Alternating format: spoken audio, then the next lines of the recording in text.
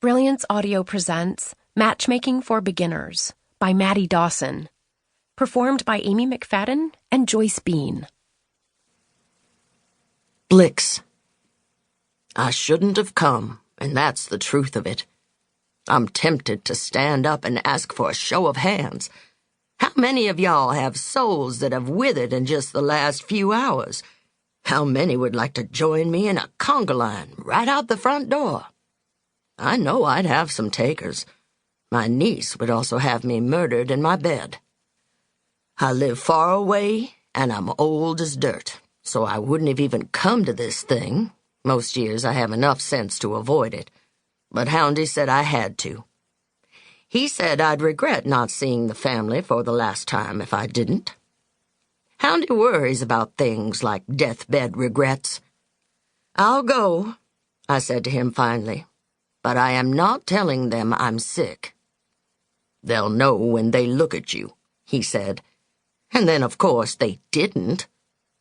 Worse, this year would be the time when my grandnephew Noah has just gotten himself engaged, and so the party has stretched on into infinity because we're all waiting for him and his fiancé to arrive from California so she can be shown the high society she is marrying into. This is a family that is rotten at its core, no matter what the decor tells you. I see things as they are, right through the fakery and pretense. I can still remember when this place really was authentically grand, before Wendy Spinnaker decided to throw thousands of dollars into some kind of fake restoration of its facade. Wendy hurries over to the entryway and claps her hands and says, "Everyone, everyone! Of course y'all know my darling, brilliant Noah. And now this is his lovely fiancée, Marnie MacGraw, soon to be our exquisite daughter-in-law. Welcome to you, darling." So this is why I'm here.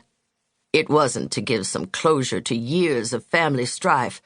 I was meant to meet Marnie MacGraw. Come over here, Marnie MacGraw. I have so much I need to tell you. I close my eyes, feeling suddenly drained and tired.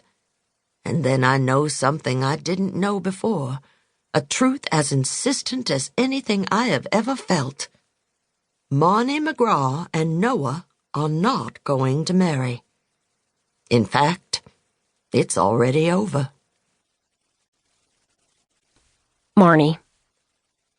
5 months later, after weeks and weeks of wedding preparations, dress buying, invitation writing, venue selecting, I sit in the little room off the side of my parents' hometown church in Jacksonville, Florida, the room where in the normal universe the beautiful bride is to wait with her happy attendants, and I watch while everything in my life falls apart in slow motion. Noah has not shown up for the wedding. He is now 47.5 minutes late, which, as I keep explaining to anyone who will listen, is still going to be okay. He will come strolling in. He will. He could even send a text message that says something like, "Hey, I'm at the Episcopal Church. Where is everyone?" And then I'll say, "Ha, wait, not the Episcopal Church. We're getting married at the Methodist Church a block away." And we'll both type in a smiley emoji, and then he'll speed over, and it will all be fine. But so far, nothing like that has happened.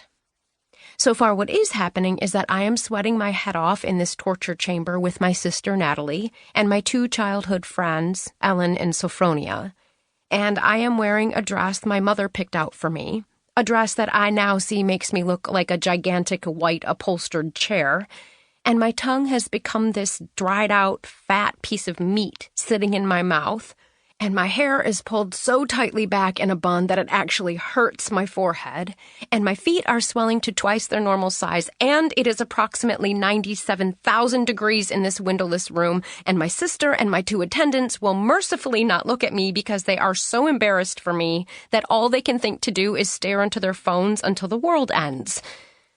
From the sanctuary, I hear the organist playing the same 3 chords over and over again.